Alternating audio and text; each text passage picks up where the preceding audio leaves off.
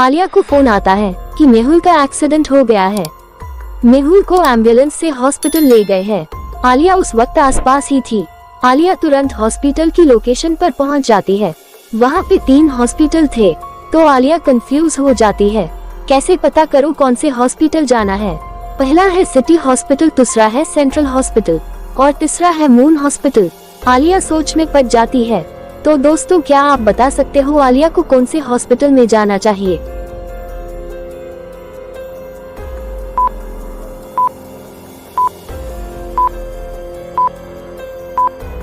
आलिया तीनों हॉस्पिटल को देखकर समझ जाती है कि मेहुल को मून हॉस्पिटल में लेकर गए हैं, क्योंकि सिटी हॉस्पिटल तो सिर्फ फिल्म्स के लिए यूज होती है और सेंट्रल हॉस्पिटल विमेन और बच्चों का है, तो मेहुल को मून हॉस्पिटल में लेकर गए होंगे।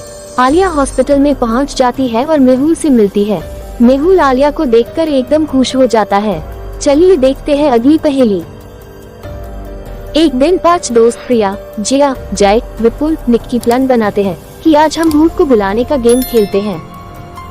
सभी लोग रात को 11 बजे प्रिया के घर आ जाते हैं, जहां सारे दोस्त मिलकर के गेम शुरू करते हैं। वो एक मम्मी की आत्मा को बुला लेते हैं। तभी अचानक लाइट बंद हो जाती है और जब लाइट वापस आती है तो देखते हैं कि प्रिया का खून हो जाता है। सभी डर जाते हैं। तभी निक्की मेहुल को फोन करके बुला लेती है। मेहुल पूछता है, किसी ने कुछ देखा? जिया कहती है, अंधेरा बहुत था, लेकिन मुझे यकीन है प्रिया को मम्मी की आत्मा ने मारा है। विपुल कहता है, मुझे तो सिर्फ प्रिया की चिकने की आवाज सुनाई दी थी।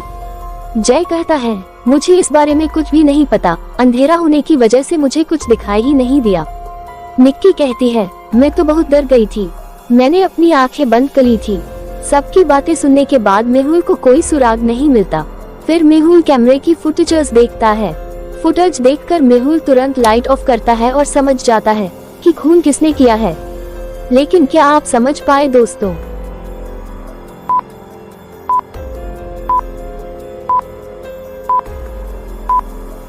मेहुल ने फुटेज में देखा था, जो मम्मी आई थी उसके जूते अंधेरे में चमक रहे थे।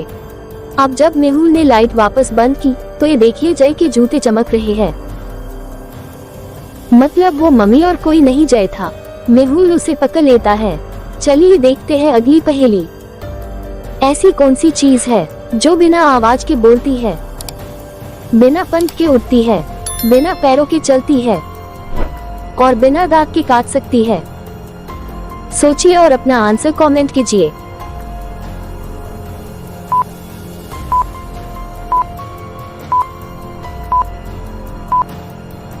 इसका जवाब है हवा, जो बिना पंख के उड़ती है, बिना पैरों की चलती है और बिना दांत की चीजों को काट भी देती है। चलिए अगली पहेली देखते हैं। विक्रम देखता है कि उसके पड़ोसी विजय ने फांसी लगा ली है। वो तुरंत डिटेक्टिव मेहुल को कॉल करके बुला लेता है।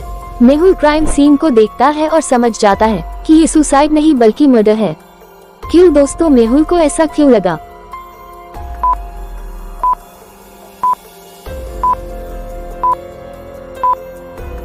विजय का मर्डर किया गया है। अगर वो खुद से फांसी लगाता तो नीचे कोई टेबल या चेयर लगा होता, लेकिन नीचे कुछ भी नहीं है, तो वो लगता कैसे? लेकिन अभी भी सवाल ये था कि खून किया किसने है। मेहुल इन्वेस्टिगेशन स्टार्ट करता है तो पता चलता है कि 3 दोस्त कल अर्जुन की पार्टी में गए थे। मेहुल सभी को अर्जुन वाली पार्टी के कपड़ों में ही बुलाता है। सबसे पहले अर्जुन खुद, सर कल मेरे घर में तो पार्टी थी तो सब चले गए, फिर मैं सो गया। रोमिल, सर कल विजय जल्दी चला गया था, मुझे कुछ भी नहीं मालूम है सर।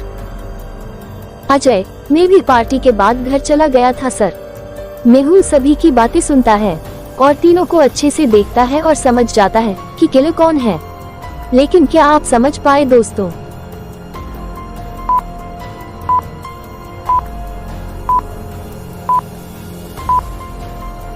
विजय का किलर है अजय। अगर आप अजय के जूतों को ध्यान से देखोगे तो उसके जूतों पे वही वैक्स की कैंडल है जो विजय के रूम में भी गिरी हुई थी। यानी अजय पार्टी के बाद विजय से मिलने उसके घर गया था। वो झूठ बोल रहा है। मेहुल उसे पकड़ लेता है। Thank you for watching.